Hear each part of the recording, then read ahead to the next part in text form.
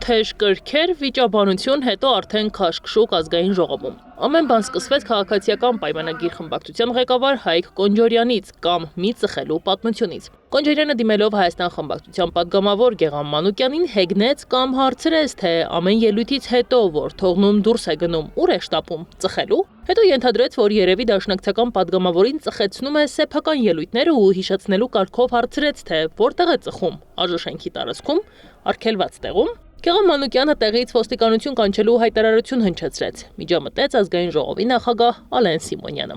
Ես չգիտեմ պարասպետում է տեքստորին ես կամ պաշկա, բայց ուզում ասենք դու նորից ձեր դալես կտատելակերպա։ Այսինքն ոստիկանին դիմելը մի ինչ-որ անարկա, որը պետք չի, այո ոստիկան պետք է կանչեն, անկախ տնանից կեում ամենարի, տանչում է, լավ չեք նայի։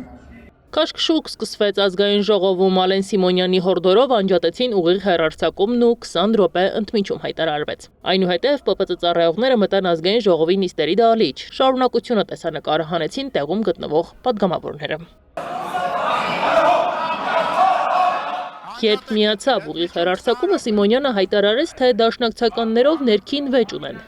Դե դուք ձեր մեջ ներքին վեճ ունեք դաշնակցականներով, Հայաստան դաշինքի մնացած անդամներն պլեն են ընկել այս խոսակցում։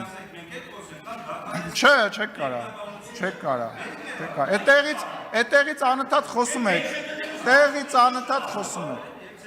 անընդհատ խոսում եք, ինչ ալնում որ։ Նստեք, ինչի չանեմ, նստեք, կանգնի մինասը։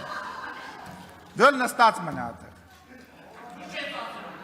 Լավ մանկապարտեզ չի։ Նախքան վիճաբանությունը խորհրդարանում ընդհանուր մթնոլորտը լարված էր ցեղասպանությունը, Արարատը ուրանալու փոխադարձ մեղադրանքների պատճառով։ Վեճից ու քաշքշուկից առաջ դաշնակցական падգամավոր Արծվիկ Մինասյանը հայտնել էր, որ Հայաստան խմբակցությունը հայոց ցեղասպանության ժխտումը, նսեմացումը եւ արդարացումը քրեականացնող օրինագիծ է շրջանառության մեջ դրել։ Իշխանական խմբակցության քարտուղար Հայկ Կոնջորյանը այս հայտարարությունից հետո դաշնակցականներին մեղադրեց ցեղասպանությունը Եղեռնից 3 տարի անց ուրանալու համար։ Ընդդիմության նախագիծն էլ երեսպաշտություն որակեց։